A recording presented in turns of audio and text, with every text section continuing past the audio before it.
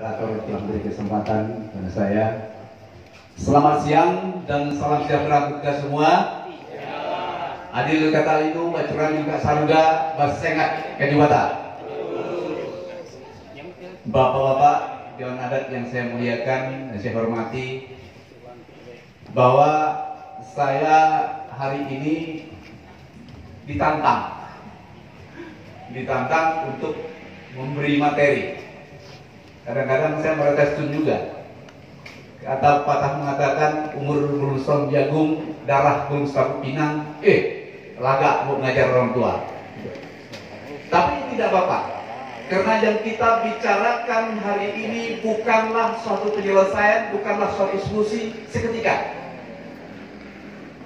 Yang kita bicarakan hari ini adalah bagian dari proses bagaimana Dayak menuju Dewan Adat Dayak yang berdaulat. Saya agak berani menggunakan judul makalah. Kalau boleh dikatakan makalah, ini head out sebenarnya, hanya pegangan. Itu sengaja saya buat bikin pendek-pendek. Kalau diurai nanti terlalu panjang, capek. Biasanya budaya kita ini susah juga. Budaya kita ini kan terkenal dengan budaya lisan, bukan budaya tulis, apalagi budaya baca. Maka kalau orang tua kita dulu kalau bicara adat selalu kalau dalam bahasa hukum itu menggunakan jurisprudensial. Artinya kalau tidak salah menurut Akek Cianu dulu tuh begini, kata Akek Cianu. Itu persoalannya kita. Jadi oleh karenanya mengapa saya menggunakan kata berdaulat? Mudah-mudahan ini suatu proses kita menuju kedaulatan Dayak ini. Karena berdaulat itu orang yang mampu mandiri, baik secara ekonomi, mampu berdaulat, baik secara politik, dan memiliki nilai-nilai kebudayaan yang tinggi. Kalau Trisakti Bung Karno mengatakan berdaulat di bidang politik, mandiri di bidang ekonomi, dan berkebudayaan di bidang perilaku. Jadi kurang lebih itu yang kita mau angkat dari proses hari ini. Jadi kita menggunakan kata berdaulat ini sebetulnya bagian dari kita menuju kemandirian itu. Kalau kita mau boleh menginventarisir, hampir belum ada organisasi masyarakat yang berdaulat, saya tidak katakan di skala di Indonesia. Semua masih mengharapkan uluran tangan. Kalau sudah mengharapkan uluran tangan yang memberi, kita berdoa kepada Tuhan. Tuhan memberikan, mengabulkan doa kepada kita. Tuhan yang punya kok. Kata Tuhan ambil ya ambil. Saya pikir dalam kehidupan sehari-hari juga seperti itu. Karena kita meminta, orang yang memberi, kapan saja yang memberi ini narik kita, ya. Akhirnya jadi beginilah kita. Selalu menjadi orang yang begini, belum yang begini. Oleh karenanya, mudah-mudahan gagasan berdaulat untuk menuju DAD mandiri ini menjadi permenungan kita bersama. Untuk proses menuju ke Dewan Adat Mandiri yang kita cita-citakan. Baik, itu baru pembukaan mengenai judul. Ini kalau cerita Dayak ini memang menarik. Sekarang kita mari buka yang kedua. Kita ingin melihat Dayak itu siapa sih?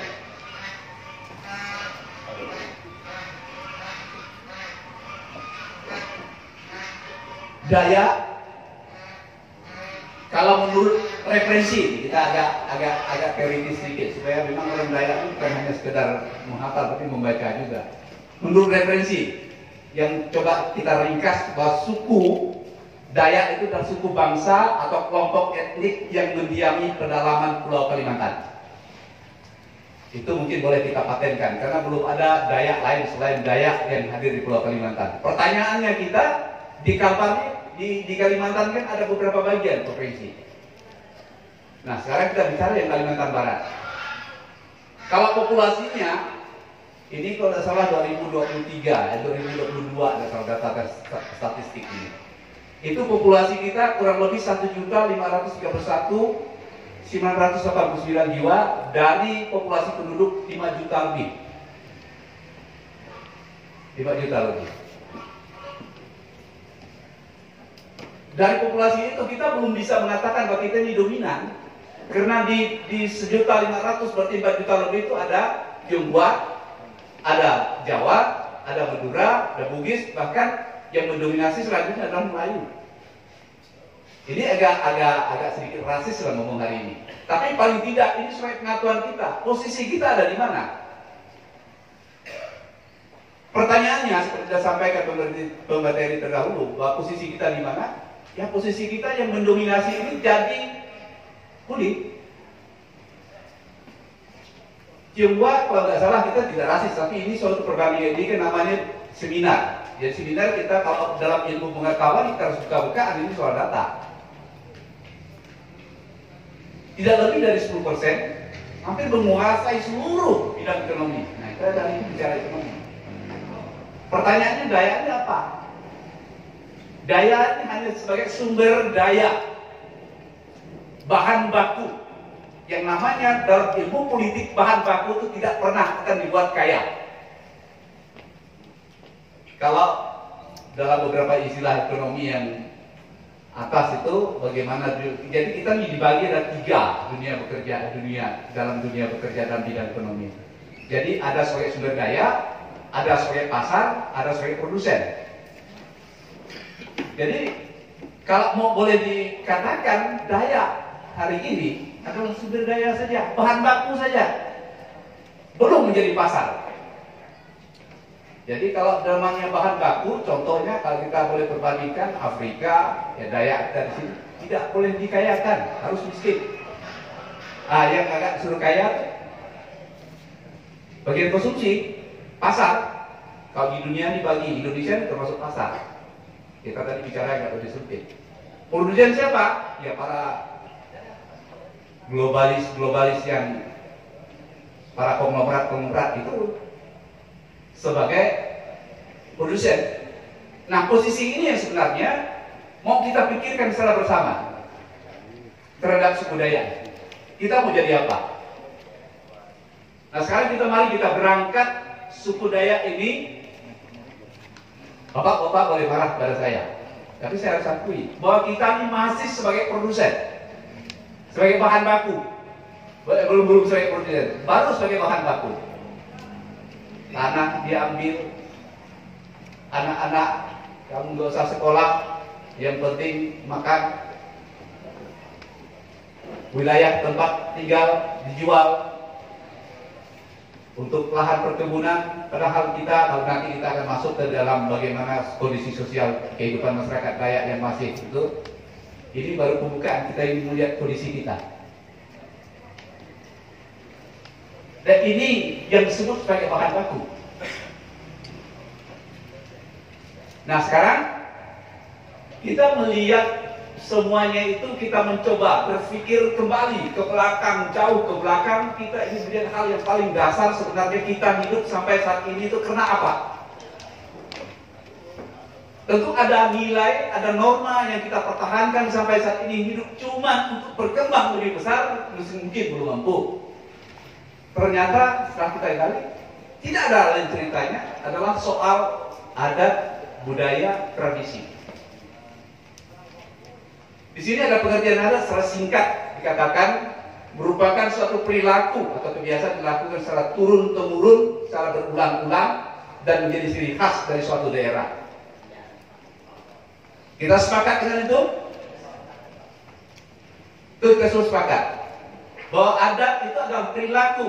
Namanya perilaku, ada yang baik, ada yang buruk. Karena perilaku yang baik itu yang dicintai, yang buruk yang harus kita buat. Maka kalau yang melanggar kebaikan harus dihukum adat, maka muncullah hukum adat. Setuju? Nah, kalau kita bicara, Pak, apa bedanya adat dengan adat budaya? Tradisi. Ya, tradisi juga bagian dari budaya, karena tradisi itu biasanya merupakan suatu warisan dari nenek moyang yang berkaitan dengan kepercayaan atau keyakinan yang memiliki fungsi tertentu.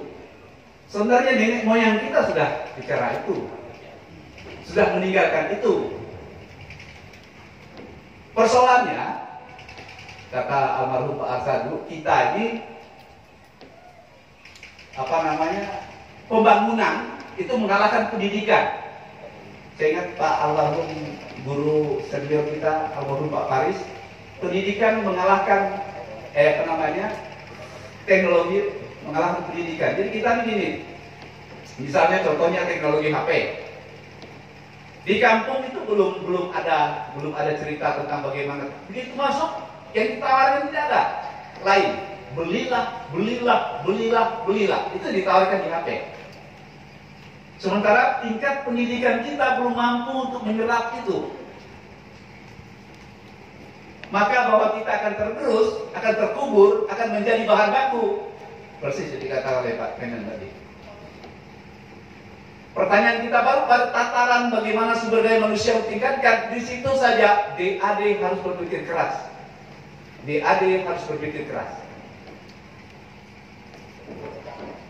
Maka secara politik, satu ketika saya pernah di Dewan 2004, bagaimana kami menggagas waktu itu supaya anak-anak SMA langsung direkrut jadi guru honor di SD, SMP. Lantas dari situ mereka disekolahkan melalui Pedras untuk mendapat akta mengajar. Pernah berjalan beberapa tahun pada saat itu. Terus yang kedua kita mengirimkan beberapa orang, kita support pemerintah mengirim beberapa orang untuk masuk di kesehatan, untuk masuk di guru. Bahkan kita juga salah satu kabupaten yang mensupport berdirinya Fakultas Kedokteran Undan. Pertanyaan hari ini, ada nggak anak bapak-bapak yang masuk kedokteran?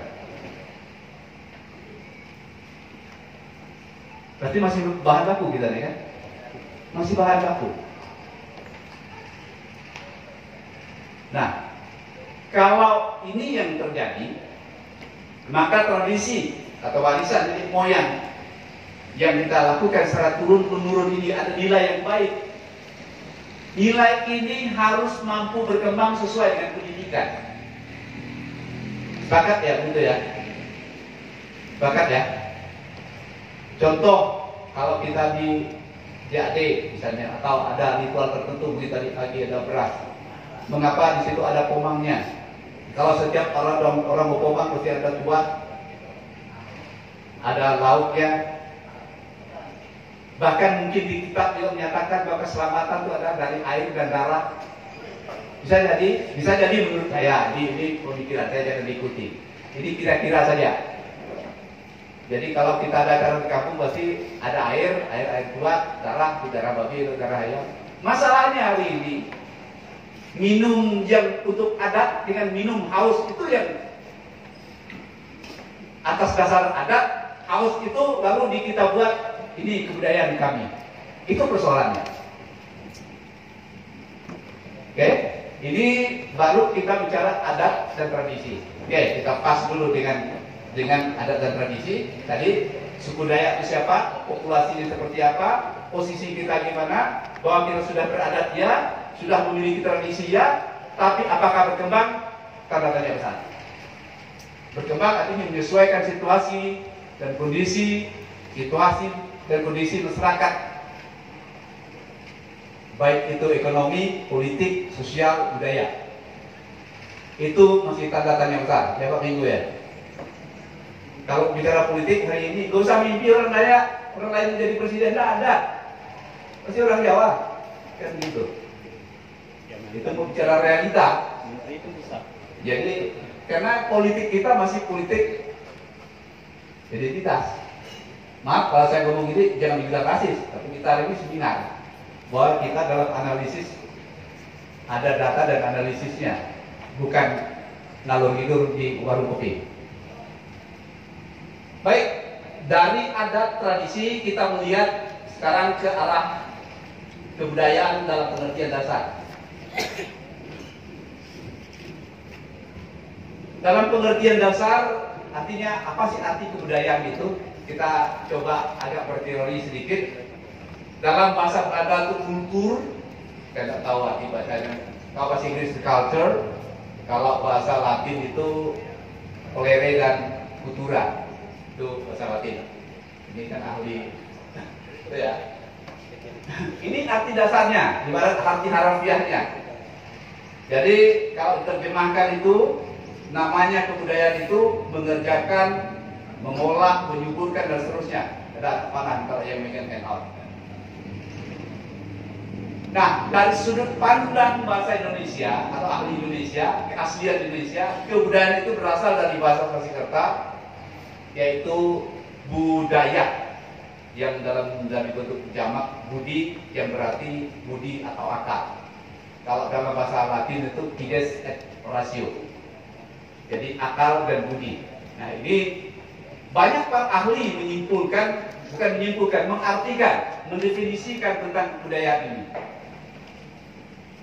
Ada yang mengatakan, Mohatta misalnya mengatakan ini adalah hasil karya suatu bangsa. Tapi ingat bahwa budaya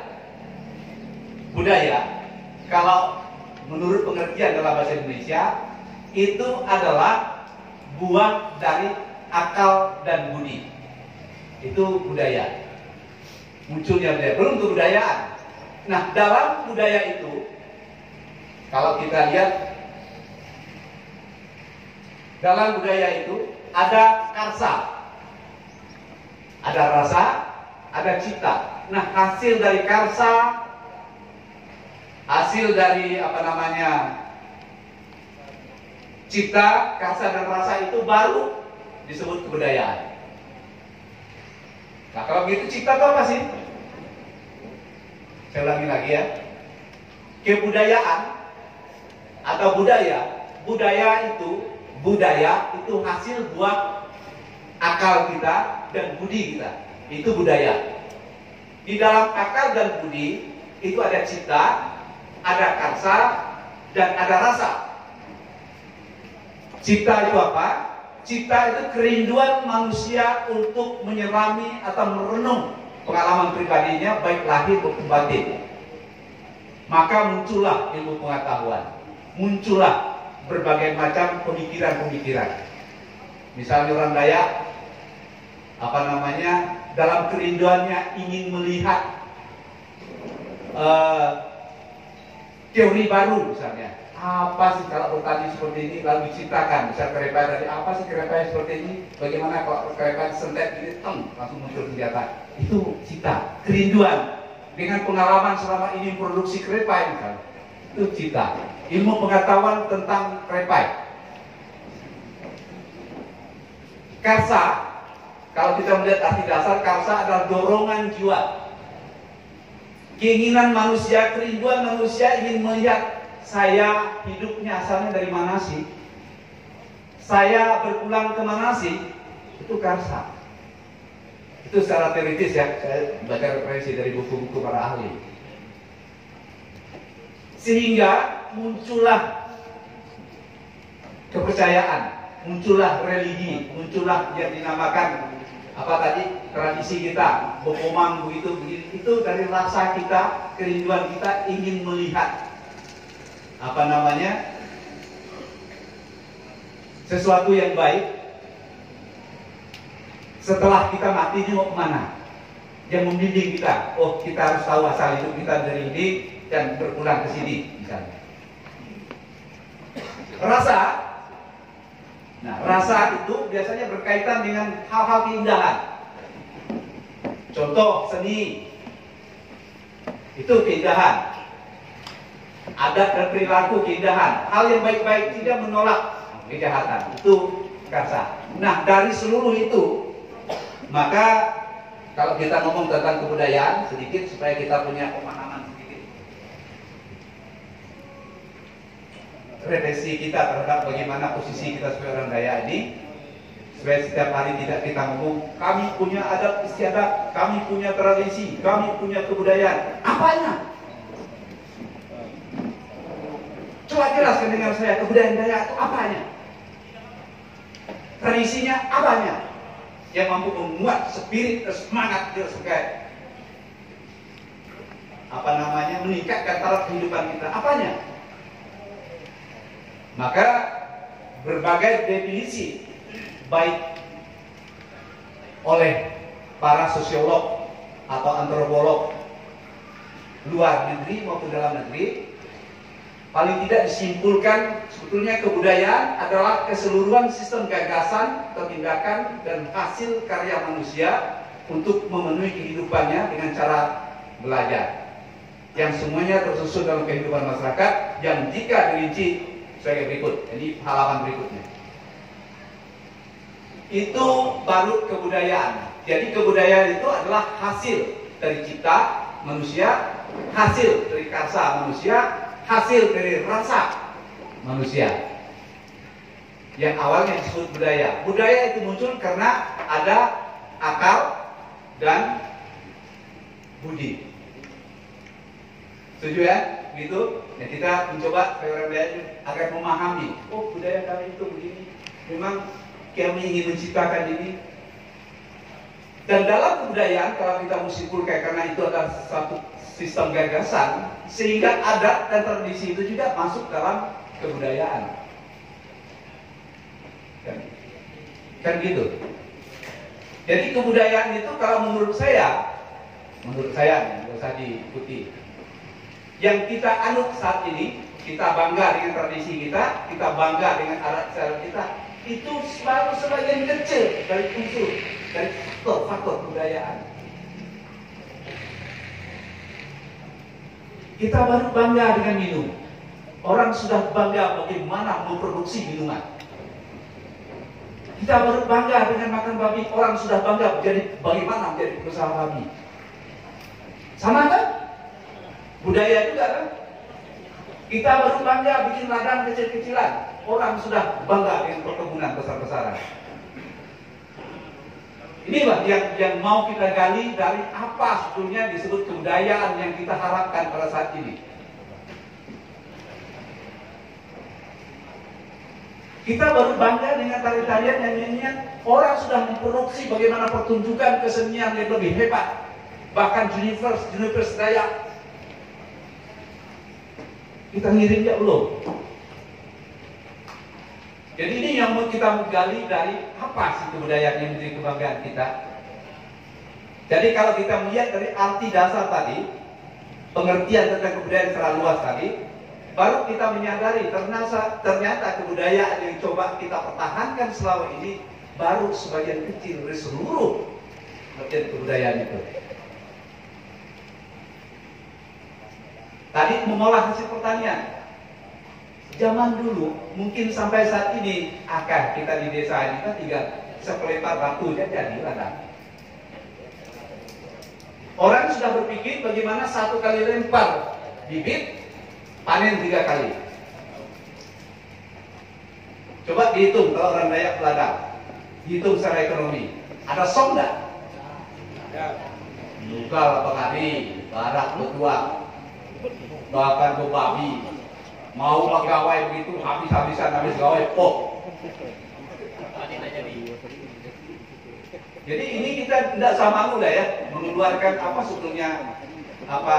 Jadi Pak Aswan menghina saya ini orang Dayak, memahami dan mengalami. Pulang ke kampung saya jetnya pelanggan sarjana ekonomi, pulang bilang bapak padi bapak itu tidak ekonomis, buruk di jurung coba jual. Bapak inilah juru kau sarjana. Udah ya. Nah, tapi itulah, apakah kemudian semacam ini, bagian dari ini tidak kita bisa sesuaikan? Namanya budaya itu berkembang, kebudayaan itu. Oleh karenanya, pemahaman kita terhadap kebudayaan yang saat ini coba kita perluas lagi. Bukan hanya satu sisi. Contoh yang saya katakan tadi, kita bangga dengan daya peminum. Orang sudah bangga dengan produksi minuman. Pak, susah masalah izin. Disitulah letak organisasi Dayak. Bagaimana meloloskan segala persoalan itu. Nah, tentunya harus ditentukan dengan beberapa faktor. Secara politik posisi kita di mana, secara ekonomi posisi kita di mana, secara pendidikan posisi kita di mana.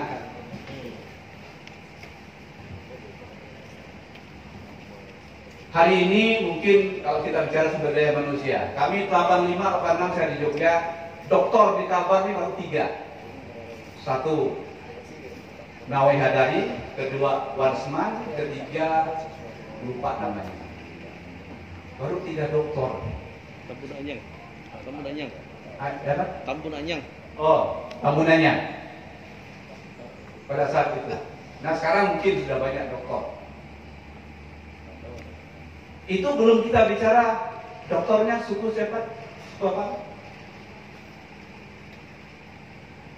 Nah, kalau kita melihat situasi kondisi sosial kita seperti ini, yang mudah-mudahan dari seminar yang katakanlah awal-awal begini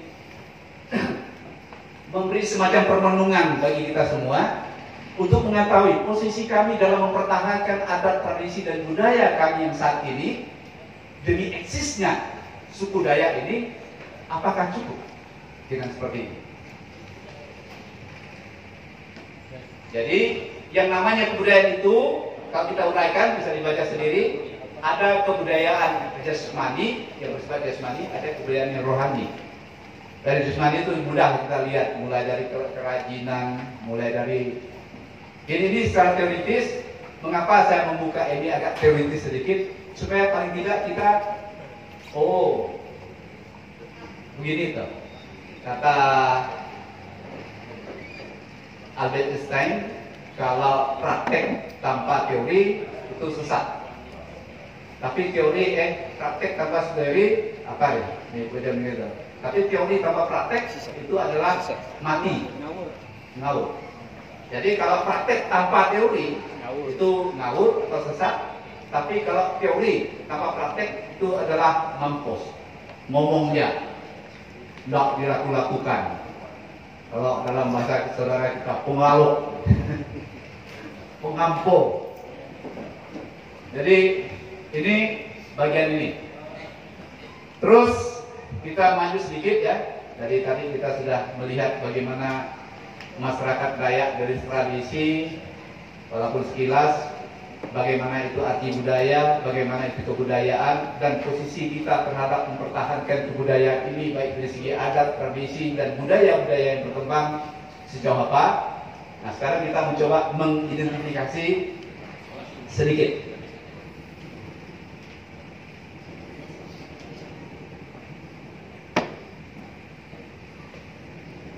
Kita ingin melihat realnya sekarang, kondisi sosial budaya masyarakat Dayak.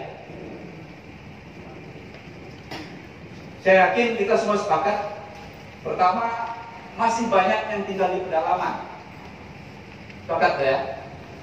Yang kedua, masih lekat dengan kepercayaan dan adat peninggalan luhur. Setelah kita bahas tadi. Kita hadir hari ini karena kita masih lekat dengan kepercayaan bahwa apa yang kita lakukan hari ini akan didengar oleh para leluhur kita, para tata perkara, agar apa yang kita perjuangkan bisa terwujud, kan gitu. Yang ketiga, masih meyakini adanya kekuatan supranatural. Contoh, begitu pandemi datang, baru terasa rakyat bersatu. Mulailah ada di sana sini yang buang bajak, sepak sedok, tapi yang masih miris kadang-kadang kami melakukan buang ajak iskadau, buang loh, itu masalahnya. Sehingga berdaulat tadi saya merasa kita belum berdaulat untuk itu. Kita kok melarang saya di sini, ongkos kita lakuin nggak sih? Misalnya seperti itu menandakan kita berdaulat, belum berdaulat. Yang keempat, menjaga hubungan komunitas yang baik, itu modal dasar, yakin. Orang Dayak mulai dari dulu, kalau dapat ya lauk, rentang, bukan bunyi, kita berbahasa di sini, kalau tetangga dengar harus diberi, dibagi semua, pengangse kata kami. Itu hal-hal modal dasar yang baik sebetulnya. Gotong royong, panari, dulu benar-benar dilakukan. Saat ini bekalut, penari, apa? Apa ya, kampel udah habis seperti ini ngajak kawan pergi. Nah gimana? Lalu apakah pengarinya Pak kampelnya dipikirkan? Terus yang keenam, sikap dermawan, sopan santun dan tata krama yang masih baik. Ini satu nilai yang baik juga jadi kelemahan. Karena terjajahnya menurut saya ini jangan diambil hati. Terjajahnya orang Dayak Sampai tanahnya habis kan gara-gara tukar tembakau setepe dengan belacan sekeping dan ikan asin sokon, kan begitu. Sehingga kok aneh, kalau tiba-tiba tanah Pak Haji Anu ada di sini, atau tukar pisau sebilah jadi tanah, habis rimba dikasih. Dan kita harus berani menelanjangi situasi kita pada saat itu. Mungkin saat ini masih terjadi. Di daerah saya, tanah dipakai untuk perusahaan itu hanya 700.000 per hektar. Ya, nah, terus termasuk tarif beningan sampai mulai kena. Konsesinya tidak salah 60 tahun. Kita jadi cacing dah kita ini. Baru selesai. Entah itu bermanfaat untuk anak cucu atau tidak, aku tidak tahu. Tapi omongan kita begini tidak pernah didengar. Nah, sebenarnya itu hal. Kita masih nyaman dari Skadau sana, kami di sini. Tapi dengan dalih seperti itu lalu menjual tanah dengan harga yang sangat murah. 10 tahun kemudian manusia berkembang, saya katakan tanah tidak akan berkembang. Kalian mau berbuat apa? Tapi itu situasi ya. Dan itu fakta yang terjadi di wilayah kita. Kenapa? Tadi saya sampaikan, nah posisi kita masih sebagai bahan baku, belum menjadi konsumen, apalagi mau bertindak sebagai produsen. Baik, ini yang menyangkut kondisi sosial masyarakat kita. Selanjutnya kita ingin menelisik sedikit tentang kondisi sosial ekonomi masyarakat. Kehidupan masih bergantung dengan alam sekitar, sehingga ya bisa jadi beberapa fakta menunjukkan orang akan bisa maju apabila dia terpepet. Kalau dalam bahasa itu life under pressure, jadi hidup di atas tekanan, baru dia merasa hebat, baru bisa berjuang. Orang Barat kenapa maju? Karena mereka hanya bisa kerja beberapa bulan. Selama, kalau tidak salah, selama 8 bulan mereka diam di rumah karena salju tidak bisa bertanam. Maka dia harus kerja dalam sekian bulan, harus menjadi cadangan sekian bulan. Orang Dayak, saya pengalaman waktu itu masih awal-awal 2001, 2002, waktu ke Ladak, mau pulang nih, Pak, bayang pulang lah. Sampai melihat lagi, bapak turunnya motet nih. Pikirnya apa? Itu kan buat ikan somah. Jadi betapa mudahnya. Nah, dengan kemudahan itu mungkin membuat kita akhirnya manja. Tapi tidak pernah berpikir, mungkin itu faktor pendidikan lagi. Tidak pernah berpikir bagaimana mempertahankan situasi ini agar menjadi kekuatan ekonomi kita. Belum ada berpikir ke sana. Yang berikutnya adalah mengandalkan hasil pertanian, berladang. Itu yang saya katakan tadi, berladang kita sepelempar batu, orang tua zaman dulu sudah cukup setahun. Karena mereka tidak berpikir ke investasi, nanti anak kuliah mau biaya gimana, nanti kalau turun ke kota mau berobat seperti apa. Di lingkungan itu saja. Nah, perkembangan saat ini seharusnya generasi kita ini sudah berpikir ke sana. Nah, yang salah di mana? Saya tidak tahu juga. Apakah kita menyalah suatu sistem politiknya atau seperti apa? Nah, tapi kita mau tidak mau kita harus akui memang ada situasi yang seperti itu. Terus menyadap karet hasil hutan dari kayu dan hasil hutan bukan kayu. Sampai saat ini saya belum punya referensi yang baik tentang orang Dayak yang sudah menjadi eksportir, baik itu sebagai toke damar, toke kulat, toke karet, paling levelnya baru dekat penyadap atau perai. Ini sebetulnya potensi, tapi kita belum pernah berpikir bagaimana mengelola ini menjadi suatu kekuatan besar, menjadi energi yang besar.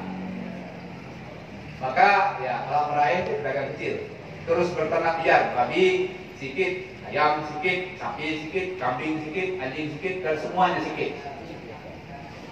Pokok cukup pakai pegawai lah, pakai berjujur. Orang sekarang sudah bicara tentang agro industri, agro pertanian. Jadi sudah bicara tentang bisnis, agro bisnis. Waktu Pak Buyung sebelum menjadi pengusaha yang hebat seperti membangun ini, termasuk zaman Bapak itu, jadi boleh dikatakan pelopor ayam daging sekarang ini Pak Ayau, bapaknya Pak Buyung. Saya ingat karena saya SD di sana. Pada perkembangan selanjutnya beliau mengatakan, kami ongkos karyawan jual tai manok ya, tai manok ya, untuk menghidupi seluruh karyawan yang bekerja. Di Tangerang, saya pernah hidup di sana kurang lebih 6 tahun di Jakarta. Pengusaha ayam itu bilang untuk menghidupi seluruh operasional perusahaannya itu cukup dengan telur ayam yang pecah. Karena dipecahnya itu murah, direbus dijual. Yang bagus-bagus semua diekspor, dijual ke toko, ke pasar-pasar yang. Apakah kita sudah berpikir seperti itu? Nah, itu nanti kita lihat. Membuat kerajinan masih terbatas pada kebutuhan saja. Anyaman, ukiran, menempa alat-alat bertani dan lain-lain. Nah, semua ini sebenarnya sudah kita bicarakan tadi. Dari pertanyaan-pertanyaan tadi semua mengarah ke sana. Pasti berkaitan dengan soal permodalan, soal apa. Hari ini sebetulnya kalau kita mau ngomong, setiap gawai kalau pernah menginventarisir, pernah menghitung, dan tidak ada yang iseng menghitung. Entah berapa ton kuat, entah berapa ton babi, entah berapa ribu ekor ayam, entah potong. Habis. Hanya dibuang ke sungai, dimuntah di jalan gara-gara mabuk, dan sebagainya. Nah, ini sebetulnya menjadi refleksi kita bersama bagaimana kita membuatkan ini. Ingat, ini tadi saya katakan ini bukan solusi, ini baru gagasan kita dalam seminar yang pertama dilakukan oleh DAD. Gagasan-gagasan semacam ini ya, nanti kita himpun, inilah berproses, tidak bisa sekali jadi, karena faktor-faktor lain masih banyak yang menentukan. Jadi kita maunya Dewan Adat Dayak Mandiri kita harus bersatu, bikin ini. Nah, tidak hanya harus ngomong begitu saja. Membikin sesuatu itu harus ada ahlinya, harus ada pasarnya, harus ada peminatnya, harus ada daya tariknya. Itu baru satu bagian yang kita coba bicarakan. Baik, jadi kondisi sosial ekonomi. Nah, sekarang kita bicara tentang, ini coba mengidentifikasi persoalan. Mungkin dari persoalan ini, jadi permasalahannya adalah sejauh mana ciri dan khas budaya dan kebudayaan Dayak menciptakan peluang ekonomi bagi masyarakat Dayak. Yang kedua, bagaimana budaya dan kebudayaan Dayak dapat menghasilkan pertumbuhan ekonomi bagi masyarakat Dayak itu sendiri. Dan yang ketiga, mampukah budaya dan kebudayaan Dayak mengantarkan masyarakat Dayak menuju pada ketahanan dan kemandirian ekonomi. Itu pertanyaan-pertanyaan yang permasalahan-permasalahan yang perlu kita renungkan bersama pada saat ini. Sebagai lembaga adat Dayak ini, apakah kita masih tetap seperti ini? Nah, saya yakin dan beberapa adat dan tradisi serta budaya dan kebudayaan yang hadir di tengah-tengah kita yang diwariskan oleh leluhur, kalau itu diangkat sedemikian rupa menjadi bahan baku kita dalam rangka kita memproduksi kebudayaan Dayak yang lebih modern, yang lebih bernilai ekonomis, yang lebih memberi, yang nilainya bisa dipertahankan, saya yakin satu ketika Dayak bisa menjadi Dayak yang mandiri. Jadi ini permasalahan-permasalahan yang. Nah, sekarang kita maju ke momentum yang tadi kita bicarakan. Kita hal yang setiap tahun yang secara rutin kita lakukan itu kan gawai. Entah itu gawai Dayak di kabupaten, entah gawai di kampung-kampung. Itu yang tadi saya singgung di awal tadi. Kita belum pernah menginventarisir pada saat gawai yang bersamaan, kan rata-rata bulan 5, 6, 7 ya. Berapa ton babi, berapa ribu ekor ayam, berapa ton sayur, berapa tempayan tuak yang dibutuhkan pada saat itu. Pernah nggak kelompok yang ada yang berpikir saat ini investasi karena bulan 5 nanti babi akan dijual ke seluruh masyarakat?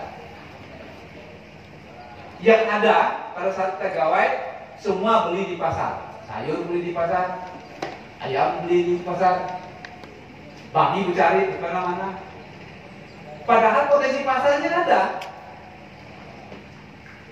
Nah, mampu nggak kita menciptakan ini? Nah, ini sebagai pemikiran lagi. Potensi pasarnya pasti laku karena bulan 5, bulan 6 orang tetap gawai. Dan sekarang dekat lagi mau itu. Silakan yang mau investasi ikan, ayam, karena tahun baru udah mau dekat, orang mau bakar banyak nih. Harap dibanyakkan sedikit, wah, tapung lebih banyak.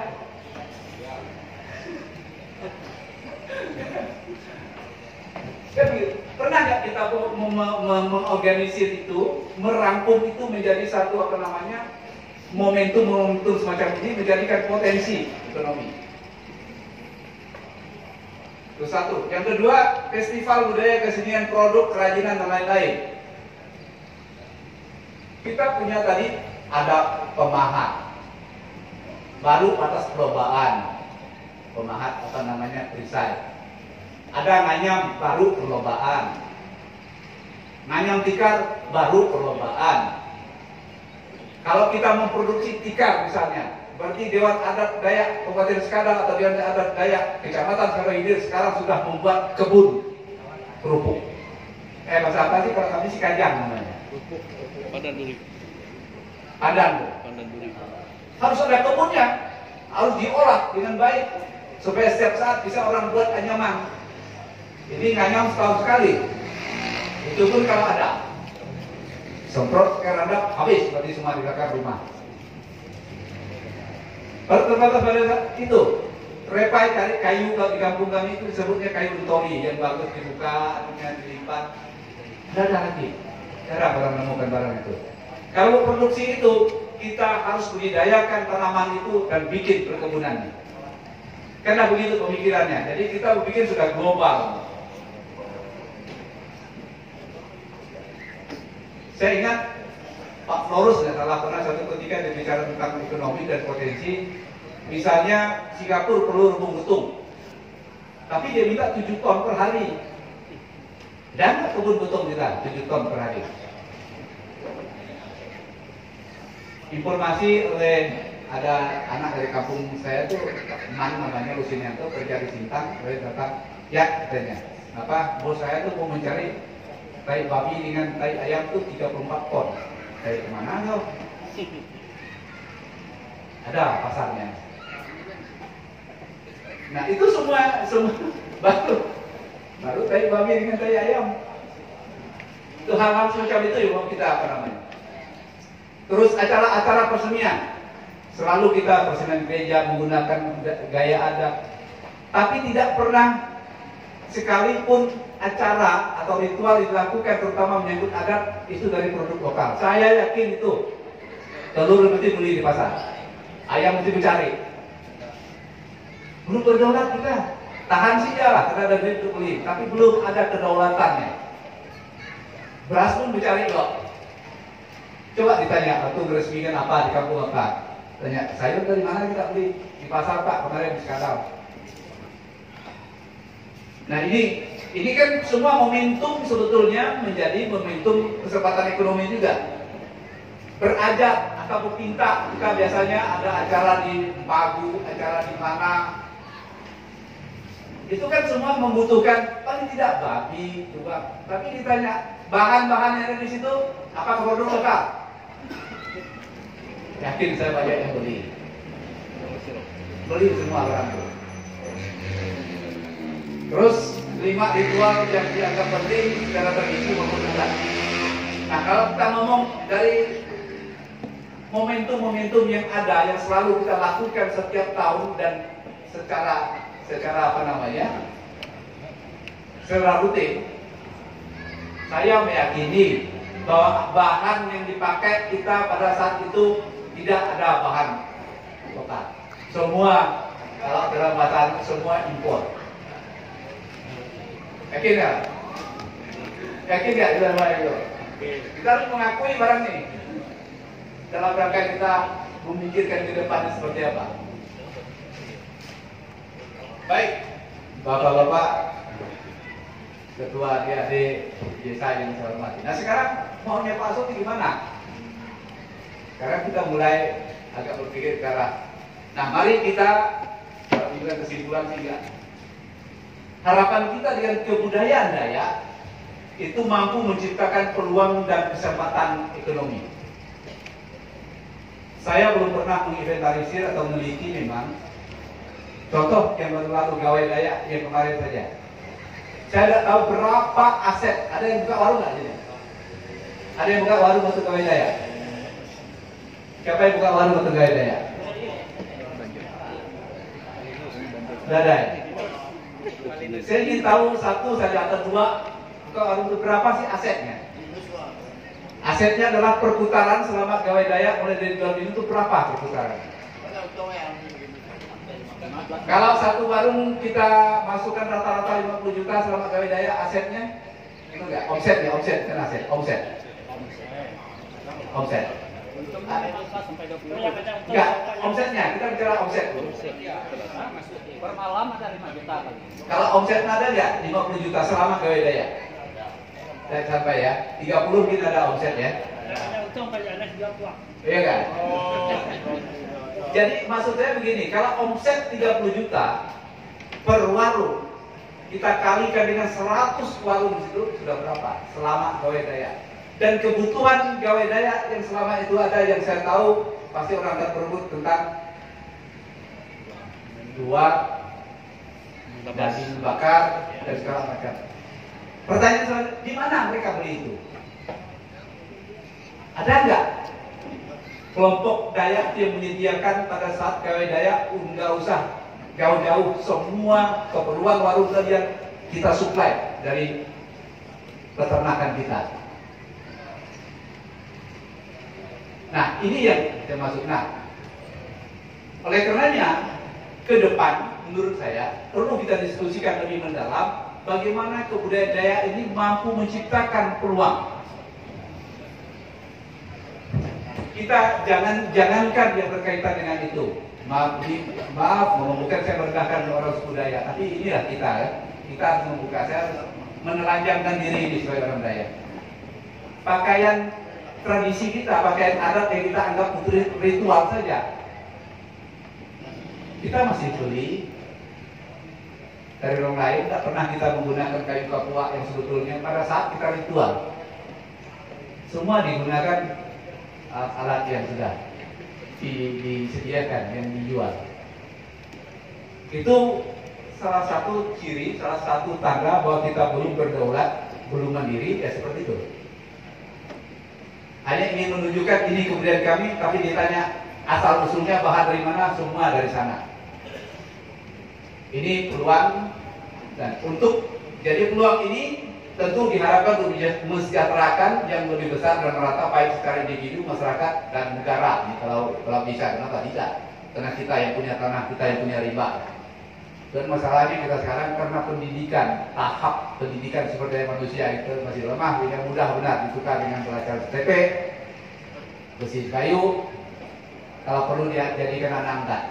Dah, beli anak angkat itu tanahnya, bawa saya, bawa kita ya nak. Jadi yang masih tertanam. Terus tentu konsekuensinya kalau kita berpikir tentang bagaimana peluang ekonomi itu yang harus dihadirkan dalam kebudayaan Dayak, tentu akan menimbulkan 3 prinsip ekonomi yang saya sebut, yang biasa dalam teori ekonomi sebut itu adalah teori produksi, prinsip produksi, distribusi, dan konsumsi. Nah, contohnya begini. Kalau orang Gawai Dayak, kita kan perlu produksi bagi. Ini hal yang dekat, yang dekat. Nah, Produksi babi ini cara kita mendistribusinya kayak apa? Itu kira-kira gambaran sederhananya. Terus siapa yang konsumsinya? Maka di sini perlu data-data. Nah, maka saya berhitung tadi, kalau kita menghitung gawai daya, terlepas dari gawai daya kabupaten, gawai daya kan di desa-desa kan ada yang serempak. Nah, sekarang tahun lalu itu misalnya seluruh Selalu apa kan gabung. Tapi karena itu budaya, kita tidak pernah menghitung berapa biayanya. Nah, kalau kita bicara ekonomi, kita akan bicara biaya. Bahwa pengeluaran biaya harus sama dengan pendapatan. Itu dalam bahasa ekonomi seperti itu. Sepatnya seperti itu. Nah, oleh karenanya, kalau kita mau berpikir ke sana, kita hari ini juga sudah mencetuskan bagaimana produksi. Kalau tua, seperti kita punya perkebunan tua, ya, atau lahan pertanian untuk bikin pulut, atau apa saja yang dijadikan minuman, dibikin legal, perizinannya jelas, produksinya jelas, capnya jelas, patennya jelas. Siapa pangsa pasarnya siapa? Jelas.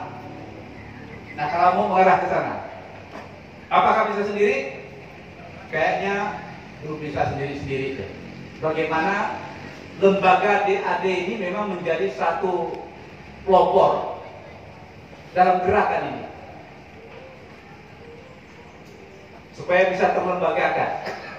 Kalau sendiri-sendiri kita belum bisa. Cuman kelemahan kita ini memang di tengah-tengah. Kalau kita bicara masyarakat Tiongkok, Cina itu mereka berorganisasi tidak pandai ya. Bergabung organisasi tidak pandai. Tapi fighting spiritnya, single fightingnya, pertempuran pribadinya kuat, perjuangan mereka kuat. Kalau Jepang, dia pertempuran pribadi tidak kuat, tapi berorganisasinya bagus. Dan budaya tetap tertahan sama dengan Cina. Tapi kalau kita ini bertempur pribadi tidak kuat, suruh kumpul berkelahi. Ini penyakit. Maaf Pak Kades, zaman dulu orang menyembah wujud, Pak tolonglah jadi Kades kami, kakak banyak urus satu ini. Hari ini mulai kau tim siapa, kau tim siapa. Nah, saya nggak tahu faktor apa yang membuat seperti itu. Nah, oleh karenanya untuk bisa menuju ke sana, harus ada lembaga yang menangani bidang ini. Nah, kita mengusulkan ini kan kesimpulan ya, tapi nanti kalau di notulensi dijadikan kesimpulan, ya silakan. Perlu lembaga perekonomian di DAD, karena selama ini di dalam struktur organisasi kayaknya tidak ada yang bicarakan ini. Hanya membicarakan bagaimana kita tampil, bagaimana kebudayaan ini, tapi belum ada mengorganisir tentang ini. Mimpi kita ke depan, gawai Dayak Kabupaten itu sponsornya adalah para DAD. Kami gawai, orang masuk tinggal kita atur. Kalian bayar sekian silakan, kalau udah out. Hari ini, kalau kita gawai hari ini, orang mau masuk, saya yakin banyak yang takut melarangnya. Karena hanya berharap dari sumbangan mereka untuk bisa gawai, kan begitu. Kita mau marah ini situasi itu ya silakan, tapi itulah kondisi kita. Nah, maka gagasan kecil, kalau menurut saya kita perlu lembaga ekonomi adat Dayak. Maka saya singkat LEAD. LEAD dalam bahasa Inggris itu pemimpin, leader. Nah, kalau ini adalah doa kita bersama, ya tinggal nanti rumusan dari seminar ini, bagaimana DAD Kecamatan Gading merumuskan ini dan bisa diusulkan kepada DAD Kabupaten dan dibicarakan, ya mulailah ditutup. Ini kita fokus kepada ekonominya. Kita tidak bicara tentang tadi perilaku, adat dan pelanggaran terhadap tradisi dan lain sebagainya, bukan bicara itu. Tapi bagaimana memanfaatkan momentum kebudayaan Dayak ini dalam konteks ekonomi. Mungkin begitu Bapak-Bapak yang bisa saya sampaikan, dan sekali lagi saya ingatkan bahwa apa yang sampaikan ini bukanlah solusi, tapi ini adalah awal pemikiran kita bersama dalam proses menuju Dewan Adat Dayak yang berdaulat dan mandiri. Mungkin gitu Bapak-Bapak dan Ibu-Ibu, Andri Katalino, Baca Minta Seludah Pasengat Kajubata.